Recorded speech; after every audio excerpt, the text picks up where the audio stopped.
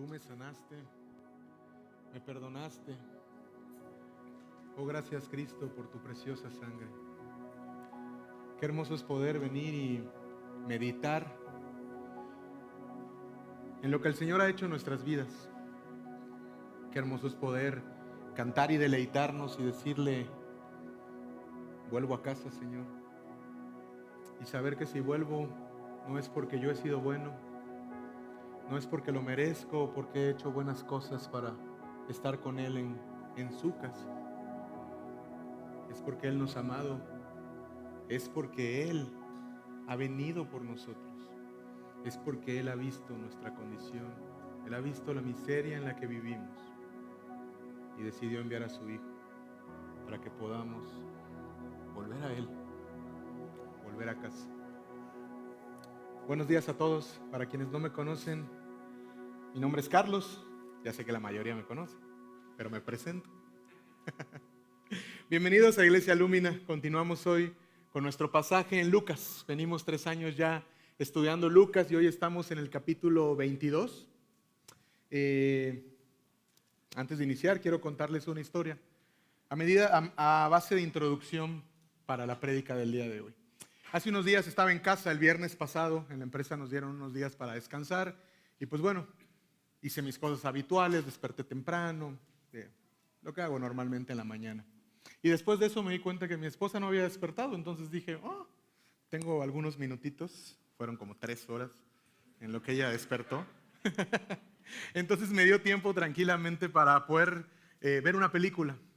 Y estaba yo pasando los canales y de repente apareció una que estaba iniciando, se llama Premoniciones, no sé si alguien la ha visto. Es una película del 2007, protagonizada por Sandra Bullock. La idea de esta película es que Linda, que era el personaje de Sandra, tenía una vida perfecta. Vivía una vida con su esposo, en una casa de ensueño, con sus 2 hijos, con sus 2 hijas, y todo lo que había deseado lo había tenido. Lo tenía en ese momento. Sin embargo, una mañana se despierta y le avisan que su esposo ha muerto en un accidente de coches. Lo raro aquí es que ella obviamente empieza a vivir esta vida, todo esto que está pasando, y llega la noche y en su tristeza se queda dormida. Se despierta al otro día, abre los ojos y su esposo está acostado junto a ella. Entonces esto es muy raro, ella piensa que ha soñado, que ha tenido una pesadilla, que algo raro había pasado porque el sueño pareció muy real. Entonces transcurre el día habitual, vuelve a dormirse y al siguiente día se despierta con la idea, o más bien con la realidad de que su esposo sí había muerto, estaba en el funeral de su esposo. Era el día del funeral, lo iban a enterrar. Por alguna extraña razón los días estaban cambiados. Ella dormía, se despertaba en el futuro y su esposo estaba muerto. Al otro día se despertaba en el pasado, su esposo estaba vivo. Las condiciones empiezan a cambiar, ella empieza a analizar las cosas. Y algo, no les voy a contar el final porque los veo bien picados. Si quieren hablamos de la peli y pasamos a la prédica. Lo que me dejó claro es que en ese momento, lo que ella estaba haciendo cuando se daba cuenta de que los días transcurrían de un lado a otro, es que decidió ser fuerte. Ante la realidad de lo que estaba sucediendo, Linda decide ser fuerte y tomar las riendas del asunto. Ella se dio cuenta que cuando despertaba en el pasado podía modificar algunas cosas para que cuando durmiera y despertara en el futuro, ella pudiera modificar el destino, cambiar la situación, cambiar el tiempo. Con esta idea en mente quiero preguntarte a ti también, ¿algún día te has despertado y tu condición de repente ha cambiado? ¿Ya has pensado, lo único que necesito es ser fuerte? Lo que menos puedo permitirme en este momento es ser débil. ¿Te ha pasado? Con esta pregunta en la cabeza, vamos a orar y vamos a entrar de lleno al pasaje que el Señor tiene hoy para nosotros. Señor, te damos tantas gracias por lo hermoso que es poder venir y abrir tu palabra, Señor, y poder escudriñar en ella y poder entenderla, Señor. Cuán hermoso es poder entender lo que tú dejaste escrito, Señor. Es un privilegio, Señor, que ahora tengas a bien usar a tu siervo, Señor, para predicar de parte tuya a tu congregación, Señor. Es tu pueblo, no es mío. Por eso te pido que me quites de un lado. Es tu congregación, Señor, es tu palabra. Yo solo soy un conducto, Señor. yo soy débil, soy incapaz, pero tú eres fuerte y eres sabio, Señor. Así que te pedimos que impartas de tu sabiduría esta mañana y que por medio de tu palabra toques corazones y vidas sean cambiadas y transformadas. En tu precioso nombre oramos, amado Cristo Jesús. Amén. Los versículos que vamos a ver hoy es Lucas capítulo 22, del versículo 35 hasta el 46. Y le voy a dar lectura. Si tienes tu Biblia, ábrela, enciéndela. Si no, los versículos van a aparecer en la pantalla. Y él les dijo a todos: cuando los envié sin bolsa, ni alforja, ni sandalias, ¿acaso les faltó algo? No, nada, contestaron ellos. Entonces les dijo: pero ahora, el que tenga una bolsa, que la lleve consigo, de la misma manera también una alforja, y el que no tenga espada, venda su manto y compre una. Porque les digo que es necesario que en mí se cumpla esto que está escrito, y con los transgresores fue contado. Pues ciertamente lo que se refiere a mí tiene su cumplimiento. Y ellos dijeron: Señor, aquí hay 2 espadas. Es suficiente, les respondió. Saliendo Jesús se encaminó como de costumbre hacia el monte de los Olivos, y los discípulos también lo siguieron. Cuando llegó al lugar les dijo: oren para que no entren en tentación. Y se apartó de ellos como a un tiro de piedra, y poniéndose de rodillas, oraba diciendo: Padre, si es tu voluntad, que pase de mí esta copa, pero no se haga mi voluntad sino la tuya. Entonces se apareció un ángel del cielo que lo fortalecía, y estando en agonía oraba con mucho fervor, y su sudor se volvió como gruesas gotas de sangre que caían sobre la tierra. Cuando se levantó de orar, fue a los discípulos y los halló dormidos a causa de la tristeza. Y les dijo: ¿por qué duermen? Levántense y oren para que no entren en tentación.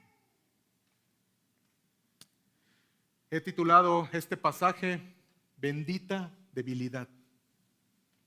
Y la idea central sobre la cual vamos a estar caminando esta mañana es: Dios nos fortalece en medio de nuestra debilidad para cumplir su voluntad. Te la repito: Dios nos fortalece en medio de nuestra debilidad para cumplir su voluntad. Antes de entrar de lleno al pasaje, quiero contarte 2 contextos importantes para que podamos tener el hilo conductor completo de la historia que hoy nos está narrando el Evangelio de Lucas. En primer lugar, como les digo, estamos en el Evangelio de Lucas, y la idea de Lucas era poder presentar a Jesús como hombre y como Salvador. Por lo tanto, en este pasaje vamos a ver muchas escenas donde Jesús muestra su condición completamente humana. Lucas quería mostrarlo así. Quería mostrar que Jesús se hizo hombre. Por otro lado, la semana pasada en la prédica nos quedamos en este capítulo donde Jesús de manera profética señala que Pedro lo va a negar 3 veces, lo cual ocurre. Sin embargo, al mismo tiempo que él lo dice, también lo afirma en el Señor. Y le dice: tú vas a tener que vivir todo esto, pero cuando tú caigas, tú vas a ser fortalecido, Pedro, y entonces vas a venir y vas a fortalecer a tus hermanos. Teniendo estos contextos y conociendo qué es lo que Lucas nos quiere decir y dónde nos quedamos, la semana pasada llegamos a nuestros versículos que nos toca estudiar el día de hoy. Y lo primero que hace Jesús es, después de terminar esta conversación con Pedro, voltea con todos sus discípulos y los fortalece. Mira lo que dice el versículo 35 y 36. Y él les dijo a todos: cuando los envié sin bolsa, ni alforja, ni sandalias, ¿acaso les faltó algo? No, nada, contestaron ellos. Entonces les dijo: pero ahora, el que tenga una bolsa, que la lleve consigo, de la misma manera también una alforja, y el que no tenga espada, venda su manto y compre una. Jesús está haciendo referencia en el versículo 35, cuando les dice: antes que los envié, ¿les faltó algo? Está haciendo referencia a los capítulos 9 y 10 de este mismo evangelio. En Lucas 9, Jesús envía a 12 de sus discípulos a la misión. Ellos tenían que predicar el evangelio, ellos tenían que confiar en el Señor porque les pidió que no llevaran nada, y tenían que expulsar demonios, compartir la palabra, sanar enfermedades. Un capítulo después, en el capítulo 10, Él envía a 72 discípulos, ya no solo a los 12, y les da la misma instrucción: no lleven ni alforja, ni bolso, ni sandalias. La alforja es una pequeña bolsa que cuelga donde ellos podían guardar alimento. El bolso era una bolsita pequeña donde ellas llevaban sus monedas, su provisión para poder comprar.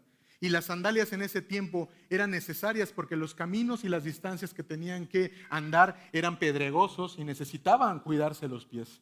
Entonces, cuando Jesús les da esta indicación, lo que les está diciendo en los pasados capítulos 9 y 10 es: confíen en mí y dependan de mí. Yo los voy a sustentar, yo los voy a proveer. No necesitan nada, me necesitan a mí. Pero llegados estos versículos, la instrucción se contrapone por completo. Ahora les dice: en el pasado les dije esto, pero ahora que las circunstancias están a punto de cambiar, ustedes tienen que conseguir alforja, bolsa y espada. Es más, si no tienen una, vendan lo que tienen y cómprense una espada. Parece que las instrucciones de Jesús se están contraponiendo en algún momento. Algunos en los análisis dicen que los discípulos entendieron que había llegado el momento de pelear, que su Salvador había llegado, y entonces cuando les dice: si no tienen espada, consigan una, pensaron que estaba a punto de llegar esa revolución que ellos esperaban, lo cual es completamente ilógico si nosotros vemos los evangelios y vemos cuál fue el corazón de Jesús. Algunos otros se van o nos vamos por el sentido lógico. Por supuesto que las condiciones estaban a punto de cambiar. Jesús, unos versículos más adelante, habla acerca de lo que viene y entonces les da instrucciones nuevas.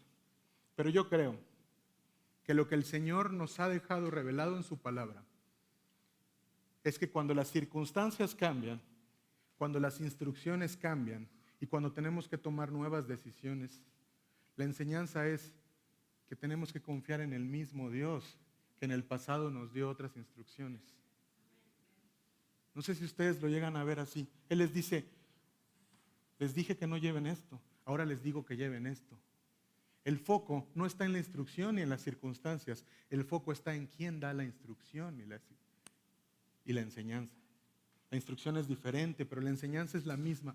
Confía en mí, yo te voy a fortalecer y yo te voy a proveer, yo te voy a sostener.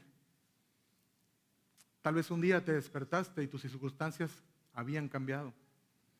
Tal vez un día te despertaste, te viste al espejo y te diste cuenta que te habías hecho viejo y te da miedo morir. Tal vez un día despertaste y te enojaste viéndote al espejo diciendo: maldita enfermedad, ¿por qué sigue avanzando? Tal vez un día tomaste tu camión, tu coche, ibas rumbo al trabajo sin saber que ese día ibas a ser despedido. Tal vez un día tomaste decisiones financieras que parecían buenas, invertiste en ese gran negocio y las cosas no salieron bien. Y hoy no estás en esa misma situación. Tal vez un día esa persona que tanto amas decidió irse. No sé qué es lo que estás viviendo. Lo que sí sé es que aunque las circunstancias cambien y aunque las decisiones que tengas que tomar sean diferentes y aunque las instrucciones del Señor parezcan distintas, Él te está diciendo lo mismo que te dijo en el pasado: confía en mí. Yo te voy a sostener y yo te voy a hacer prevalecer. El foco de la instrucción está puesta en Jesús, no en la instrucción. ¿Por qué pone el foco en Él y no en la instrucción? Porque Él sabía lo que había de pasar. Versículos más adelante dice: porque les digo que es necesario, de 37, que en mí se cumpla esto que está escrito, y con los transgresores fue contado. Pues ciertamente lo que se refiere a mí tiene su cumplimiento. El Señor está diciendo, no es la primera vez que Él anuncia su muerte. En el mismo Lucas, en el capítulo 18, les ha dicho, ha anunciado por tercera vez su muerte. Ya hace un par de semanas veíamos que en la cena de la Pascua Él decía: este es mi cuerpo que será entregado por ustedes, esta es mi sangre que será derramada por ustedes. Él ya ha anunciado su muerte. La muerte no lo está tomando por sorpresa en ningún momento. Sin embargo, Él lo que está diciendo en que todo tiene que ser cumplido, está denotando que está muy cerca la hora, que está próximo a llegar. Que estemos preparados, que estén sus discípulos preparados, porque esto está próximo a llegar. Y usa una frase que está en Isaías 53:12 que dice: y con los transgresores fue contado. Esta frase muestra el punto máximo de humillación al que nuestro Salvador fue llevado. Acompáñame a Filipenses capítulo 2, versículos 5 al 8. Dice: haya pues en ustedes este mismo sentir que hubo en Cristo Jesús, el cual, siendo igual a Dios, dice algunas versiones, no estimó el ser igual a Dios como cosa que aferrarse, sino que se despojó a sí mismo, tomando forma de siervo y haciéndose semejante a los hombres, haciéndose obediente hasta la muerte y muerte de cruz. Este es el camino de humillación que nuestro Salvador por voluntad decidió tomar. Él era Dios, Él es Dios. Y decidió humillarse y encarnarse.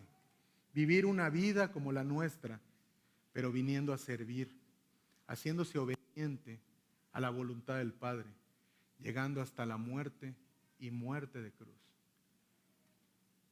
Y en este pasaje y con estas palabras y con los transgresores fue contado, se entiende el punto máximo de humillación. Él fue levantado en una cruz en medio de dos ladrones, nos narra Marcos en su evangelio. Él fue contado como un transgresor. Él siendo limpio, Él siendo bueno, Él siendo santo, Él siendo perfecto. Vino y humilló su vida por completo, cuando los que merecíamos estar en esa cruz, por causa de todos nuestros pecados, éramos tú y yo. Corintios dice que Él se hizo pecado por nosotros. Al que no conoció el pecado, lo hizo pecado por nosotros. Y Gálatas dice que al bendito lo hizo maldito, porque dice la palabra de Dios, maldito todo aquel que cuelga en un madero. Esa fue la humillación que sufrió Jesús por ti, por mí, para que hoy, por medio de nuestra fe, podamos acercarnos confiadamente al trono de la gracia y presentarnos delante de Dios justos, santos, buenos. Hoy Dios nos ve a través de los ojos del sacrificio de Jesús. Él fue contado como un transgresor para que tú no lo seas. Él fue contado entre los malos. Él fue hecho pecado para que tú pudieras presentarte santo delante de los ojos de Dios. Mire, el versículo 38 dice, como tú y como yo, Jesús acaba de dar una explicación acerca de, confíen en mí, me va a pasar esto, voy a ser contado entre los transgresores, y los discípulos les dicen en el versículo 37, en el versículo 38, perdón, y ellos dijeron, Señor, aquí hay 2 espadas. No han entendido nada. No han entendido nada. Se declaran listos a pelear. ¿Cuántas veces a ti y a mí nos ha pasado exactamente lo mismo? El Señor viene y en medio de nuestras circunstancias que han cambiado, nos enseña que tenemos que confiar y permanecer en Él. Y nos muestra cuál es su voluntad en nuestras vidas. Pero nosotros decimos, no Señor, aquí tengo 2 espadas, mejor yo lo hago a mi manera. Aquí tengo 2 espadas para pelear. Jesús les dice, es suficiente. No como una frase diciéndoles que con 2 espadas les bastaría, sino con una frase que muestra hartazgo. En otras versiones se lee que les dice, basta. Pareciera que les dijera, no han entendido nada. A partir del versículo 39 nos vamos a trasladar a versículos donde Lucas nos permite ver y nos permite introducirnos en uno de los momentos más íntimos de la pasión de nuestro Señor Jesús. Versículo 39 dice, saliendo Jesús, se encaminó como de costumbre hacia el monte de los olivos, y los discípulos también lo siguieron. Cuando llegó al lugar les dijo, oren para que no entren en tentación, y se apartó de ellos como un tiro de piedra, y poniéndose de rodillas, oraba. Jesús sale del aposento alto donde acaba de suceder esta escena que les acabo de narrar y camina hacia el monte de los olivos. ¿Me ayudas con la imagen, Samu, por favor? El monte de los olivos se encuentra al este de la ciudad de Jerusalén. Donde está el punto rojo, ustedes van a ubicar al jardín de Getsemaní, que es donde se lleva a cabo toda nuestra escena. Si se dan cuenta, como les decía, el monte de los olivos está tantito abajo, donde está el punto monte Getsemaní, al este de la ciudad, y separa la ciudad de lo que es el desierto de Judá. La distancia entre el monte de los olivos y la ciudad de Jerusalén es de alrededor de 900 metros. ¿Cómo lo sabemos? En Hechos, cuando Jesús resucita y le da instrucciones a sus discípulos y asciende, ellos, dice Hechos 1:12, que entonces los discípulos regresaron a Jerusalén desde el monte llamado de los Olivos. El trayecto es a la inversa. Ahorita está yendo Jesús con ellos. En ese entonces Jesús asciende y ellos regresan del monte de los Olivos a la ciudad de Jerusalén. Camino de un día de reposo. En el pasado, los judíos, el Shabbat, no tenían permitido hacer labores porque era el día de descanso.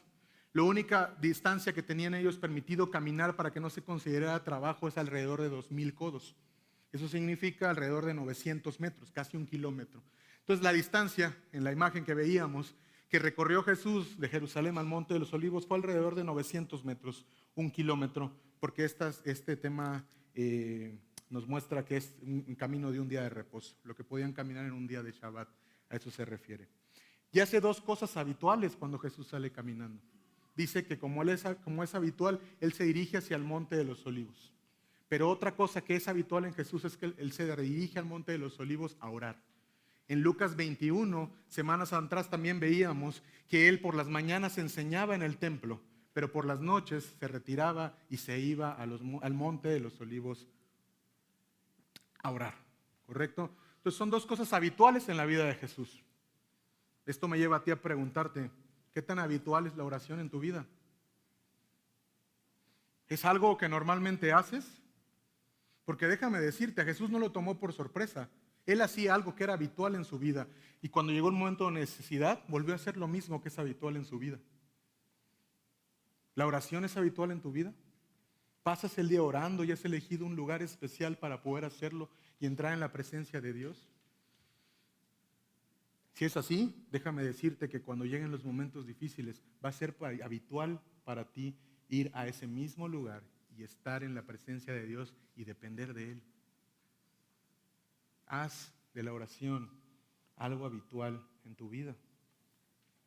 Y a partir de ahora vamos a ver toda la hermosura de la pasión y del sufrimiento de Jesús en el huerto de Getsemaní. Primero, antes de irse, les dice, oren para que no entren en tentación. Jesús mismo sabía que sus discípulos necesitaban orar. ¿Y cómo lo sabía? Porque Él mismo necesitaba orar. Jesús en su condición humana estaba experimentando una necesidad semejante. Jesús reconoce la vulnerabilidad, el dolor, el miedo y la angustia de sus amigos, porque en su condición humana Él estaba sintiendo exactamente lo mismo. Y quiero hacer un paréntesis pequeño aquí. El hecho de que este pasaje en Lucas nos esté mostrando que Jesús es completamente humano, no demerita ni quita en lo absoluto la idea, o más bien la realidad, de que Jesús también es 100% Dios. Jesús es Dios y es hombre. 100% Dios, 100% hombre. Sé que es un misterio muy difícil de entender. No voy a ahondar en eso ahora, pero justamente en este trimestre en el Instituto en Teología Sistemática vamos a ver la naturaleza divina de Jesús y la naturaleza humana de Jesús. Así que si quieres aprender más de este ministerio, te invito a que puedas inscribirte a nuestro Instituto Lumina al salir o al terminar la reunión. Cierro el paréntesis y regreso a nuestro pasaje. Cristo sabía que la única forma que Él y sus discípulos fueran fortalecidos era estando por medio de la oración en dependencia del Padre. Por eso es que Él se aleja a una distancia de un tiro de piedra. Dice también la palabra que es un tiro de piedra. Historiadores dicen que es una distancia lo suficientemente larga como para no estar tan cerca, pero que todavía alcanza a verse. Esa es la distancia que Jesús se alejó de los discípulos y de rodillas oraba. La condición natural de la oración en el tiempo de los judíos era hacerlo parado. Cuando un judío se hincaba o se arrodillaba para orar, significaba que estaba sufriendo en demasía, que estaba en una agonía extensa. Y esto es lo que Jesús hace en estos pasajes. De rodillas en el huerto de Getsemaní, entonces Jesús derrama por completo su corazón. Versículo 42 y 43 dice, Padre, Papito, Abba, si es tu voluntad, aparta de mí esta copa, pero no se haga mi voluntad sino la tuya. Entonces apareció un ángel del cielo que lo fortalecía. Los sufrimientos que iban a culminar en la cruz ya habían empezado. Tal vez unos segundos después, unos minutos después o unas horas después iba a venir Judas con el arresto y empezarían los sufrimientos físicos. Pero el sufrimiento psicológico, emocional y espiritual ya estaban ahí en Getsemaní latentes. Fíjate bien cómo Jesús ora sabiendo que lo que va a suceder. El Salmo 22, 12, 18 nos muestra de una manera muy clara lo que está por suceder cuando sea arrestado. Salmo 22, 12 dice, muchos toros me han rodeado, toros fuertes de Basán me han cercado. Ávidos abren su boca contra mí como un león que despedaza y ruge. Yo no sé si puedes entender esto, pero esta fue la forma en la que fue tratado Jesús delante del ejército romano. Fue despedazado y masacrado. Y Jesús sabía que eso venía. Por eso agonizaba. Por eso le decía, papito, aparta de mí esta copa si es tu voluntad. La figura de la copa a la que se refiere Jesús en su oración representa el juicio. Representa que el juicio había sido determinado y destinado para él. En el Antiguo Testamento vemos muchas imágenes acerca de la copa, del cáliz, que iba a ser vertido en señal de juicio. Esta copa estaba reservada para él y por eso él ora y le pide, papá, si es tu voluntad que pase de mí esta copa. En la cena previa que habían tenido de la Pascua, los judíos normalmente beben 4 copas. Si tú revisas los evangelios, en la cena que tuvo con sus discípulos, él solo bebió 3 copas. La última copa que estaba determinada para salvar al pueblo, no la bebió Jesús. Ya es esa copa a la que en este momento se está refiriendo. La copa de juicio y de ira que Dios iba a depositar sobre él para poder hacernos pueblo suyo. Mientras estudiaba este pasaje, me vi tentado y tengo que confesarles que creí que era necesario que yo tuviera que experimentar un dolor como el de Jesús para poder hablarles acerca de esto. Tuve miedo, le dije a mis pastores, suena tonto, lo sé, querer ocupar el lugar de Jesús. Estamos tentados constantemente a eso. Y quiero contártelo y confesártelo porque sé que tú también has estado en ese lugar. Cuando leí este pasaje, el Espíritu Santo traía a mi mente que esta copa estaba reservada para Jesús. Este sufrimiento estaba reservado para Jesús. Pero ¿cuántas veces no has venido al Padre diciéndole, ¿por qué me haces sufrir? ¿Por qué me estás castigando? ¿Alguna vez has pensado que a causa de tu pecado Dios te está castigando? ¿O que estás sufriendo porque el juicio está cayendo sobre ti a causa de lo mal que te has portado? Déjame decirte que no es así. Esa copa de sufrimiento y de juicio fue reservada para Jesús, no para ti. Y porque en Él fue derramada esa copa de sufrimiento es que tú y yo hoy, a pesar de nuestro pecado y en la condición en la que estamos, podemos venir, postrarnos delante de Él y decirle, Señor, te necesito. Señor, entiendo mi miseria, soy pecador, pero te necesito. Y por medio de nuestra fe ser salvos. En el huerto de Getsemaní, Jesús derramó por completo su corazón. Pero a pesar de pedirle al Padre que pase de Él esa copa si era su voluntad, Él se somete mejor a la voluntad de Dios. Y quiero llevarte a esta escena también que es hermosa. En Génesis, después de la creación, un hombre estaba sin pecado y estaba luchando contra la tentación que la serpiente le había puesto. Este hombre decidió hacer su voluntad en lugar de hacer la voluntad de Dios.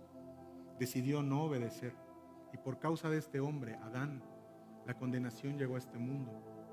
Pero hoy Jesús está en un jardín también, como un hombre sin pecado que se está enfrentando ante la tentación de huir de lo que está por venir.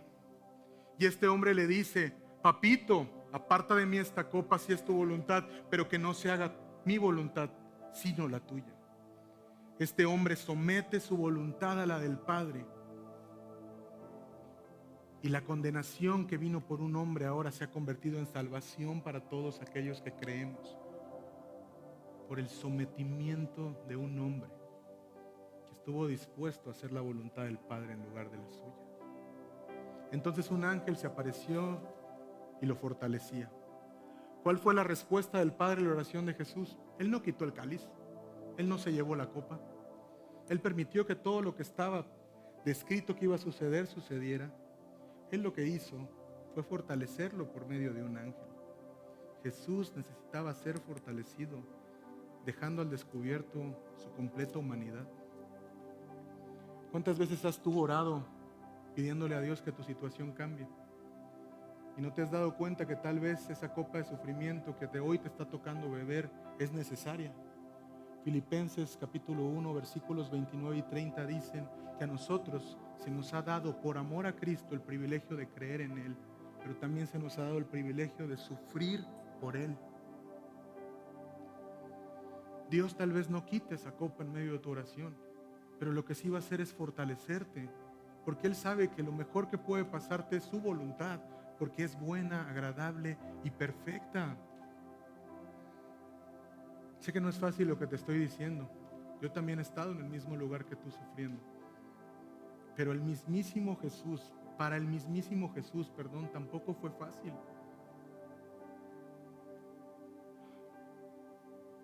Versículo 44, y estando en agonía oraba con mucho fervor. Y su sudor se volvió como gruesas gotas de sangre que caían sobre la tierra. ¿Puedes mostrarme la segunda imagen, Samu, por favor?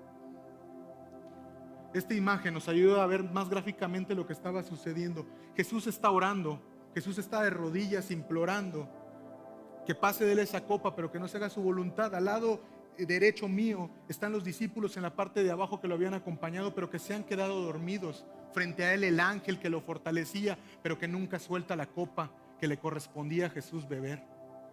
Al fondo se ve Judas con el ejército romano, con los sacerdotes y con los líderes religiosos. El ejército romano entra después, viniendo a arrestar a Jesús. En medio de esta agonía, ¿qué hacía Jesús? Jesús oraba con mucho fervor, mientras su sudor se volvía como gotas gruesas de sangre. ¿Te imaginas el estrés psicológico que Jesús estaba experimentando en ese momento? El versículo nos dice que su agonía era tal que su sudor se volvió como gotas de sangre.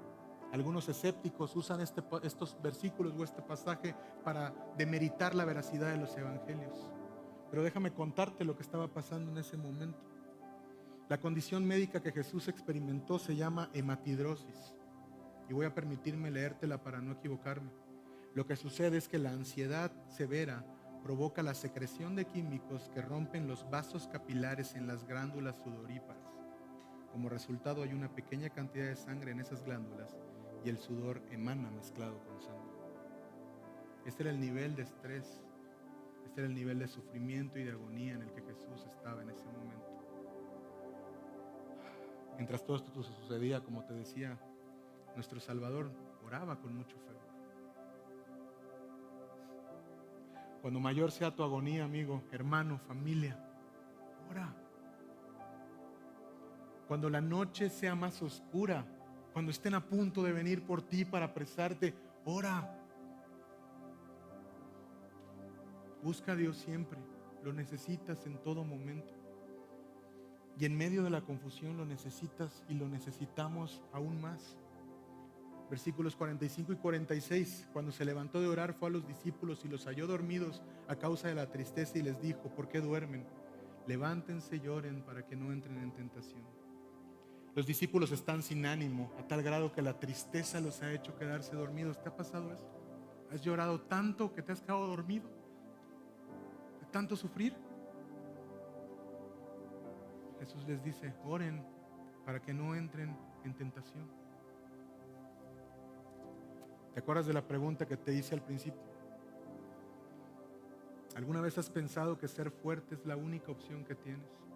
¿Que no puedes permitirte ser débil? Déjame decirte que la bendita debilidad es la que te hace dependiente y necesitado de Jesús. Es esos momentos de debilidad los que nos llevan a los pies de Cristo y nos hacen entender que lejos de Él no podemos hacer nada. En Juan 15 lo dice: lejos de mí no pueden hacer nada.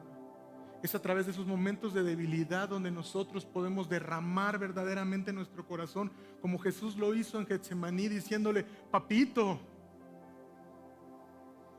¿por qué? ¿Para qué? Pero que no se haga mi voluntad, que se haga la tuya en mi vida. Cuando Pedro fue débil, Jesús lo fortaleció y lo sostuvo hasta cumplir su voluntad en él. Cuando los discípulos fueron débiles y se esparcieron, Jesús los fortaleció y cumplieron la voluntad del Señor. Cuando el mismísimo Jesús fue débil, El Padre lo fortaleció para cumplir su voluntad. ¿Qué te hace pensar que en tu debilidad el Señor no va a venir y te va a fortalecer y te va a sostener? Lo ha hecho en el pasado, lo va a hacer hoy en el presente. Solo tienes que rendirte. Solo tienes que poder ser débil. Tu debilidad muestra tu verdadera dependencia y necesidad. No necesitas ser fuerte todo el tiempo. Acompáñame a orar para terminar con la prédica. Como te decía, no tienes que ser fuerte todo el tiempo. Puedes permitirte ser débil y en medio de tu debilidad decirle a Dios: si tu amor perfecto se puede mostrar de forma poderosa a través de mi debilidad, me someto a tu voluntad. Si tu incomparable belleza va a ser más clara, revelada a través de mi sufrimiento, elijo tus caminos y no los míos. Si tus propósitos redentores se realizarán más plenamente en mí a través del quebrantamiento de mi corazón, entonces entrego mi vida a ti, Señor Jesús. Señor, ¿a dónde iremos en medio de nuestra debilidad sino a ti? Solo tú tienes palabras de vida eterna y solo tú sabes lo que necesitamos, Señor. Por favor, en nuestra debilidad, en mi debilidad, ven y ámame. En nuestra debilidad, ven y restáuranos. En mi debilidad, ven y sáname. En mi debilidad, ven y abrázame. En mi debilidad, Padre, ven y restaura todo, Señor. En mi debilidad, perdóname. Es en tu precioso nombre que oro, amado Cristo Jesús. Amén.